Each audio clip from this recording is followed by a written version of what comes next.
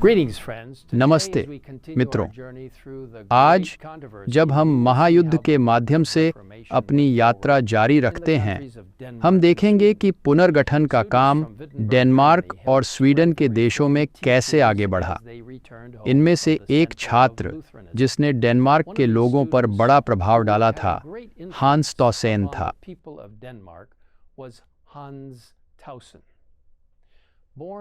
एक किसान के बेटे के रूप में जन्मे हांस बहुत ही बुद्धिमान थे। यह बात शुरुआत से ही स्पष्ट थी। शिक्षा की लालसा रखते हुए लेकिन ऐसे विलासिता को वहन करने में असमर्थ, हांस ने एक मठ में प्रवेश किया जहां उन्होंने अपने अधिकारी का आनुकूल्य प्राप्त किया। सन्यासियों ने निर्णय लिया कि वे उसे जर्मनी या नीदरलैंड्स के किसी भी विश्वविद्यालय में उसकी पसंद की शिक्षा प्रदान करेंगे, लेकिन एक अपवाद के साथ वह विट्टेनबर्ग नहीं जा सकता, जहां यह डर था कि वह विधर्म से दूषित हो सकता है।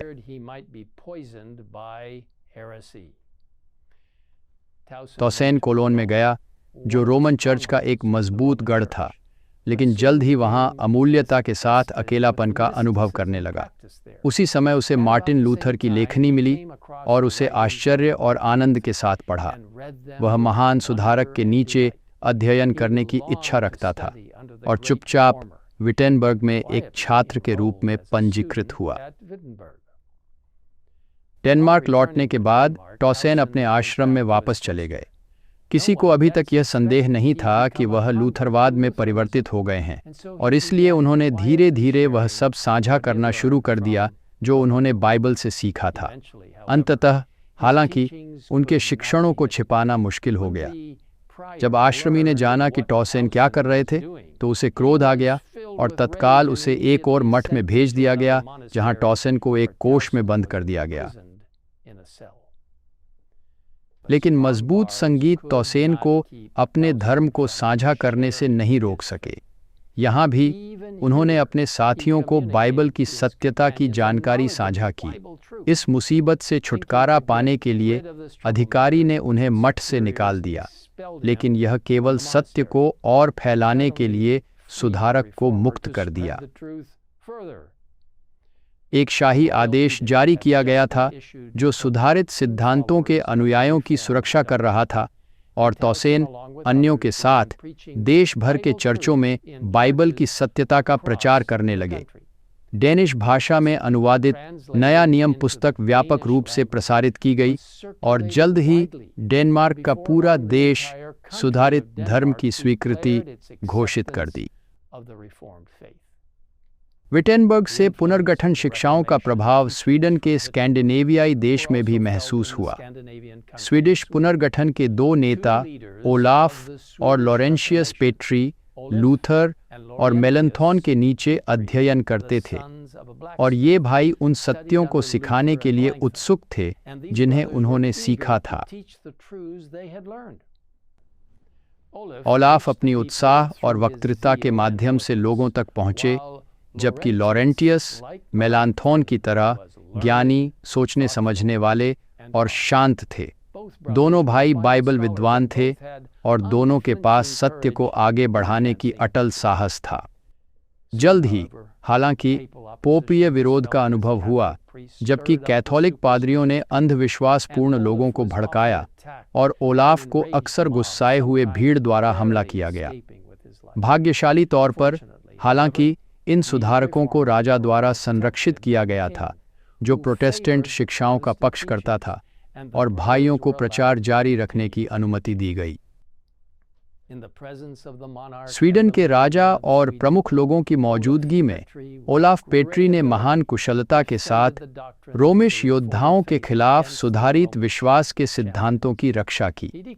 उन्होंने इसके अलावा यह भी घोषणा की कि विश्वास के महत्वपूर्ण सिद्धांतों को बाइबल में स्पष्ट और सरल ढंग से प्रस्तुत किया जाता है, ताकि सभी लोग उन्हें समझ सकें।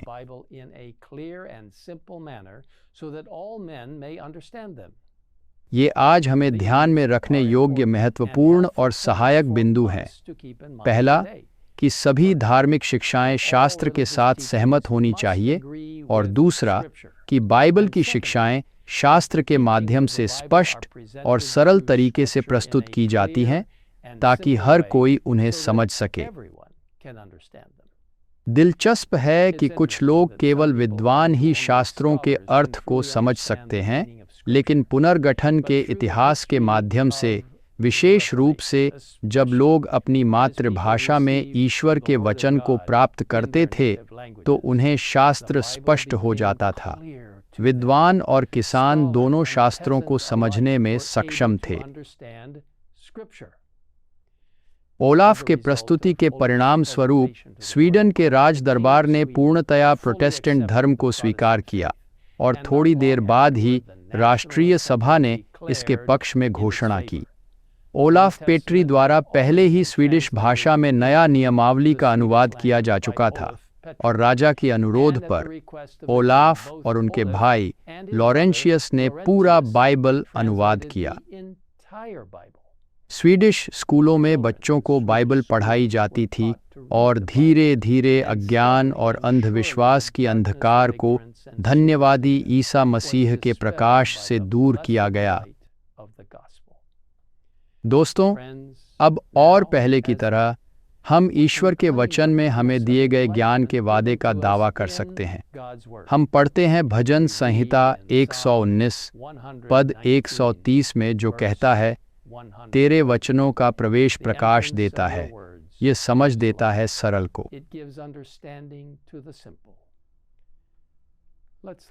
चलो हम रोज उसे पढ़ते हैं और उससे मार्गदर्शन के लिए उससे पूछते हैं। मैं आपको अभी मेरे साथ प्रार्थना करने के लिए आमंत्रित करता हूँ।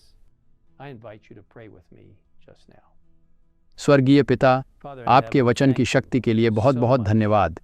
परमेश्वर का स्पष्टीकरण वाला वचन, परमेश्वर का प्रकाशक वचन, आपके शब्द स्वर्ग से ही हमें साहस और आशा देने के लिए हमारे पास आ रहे हैं, निर्देश और प्रकाशन।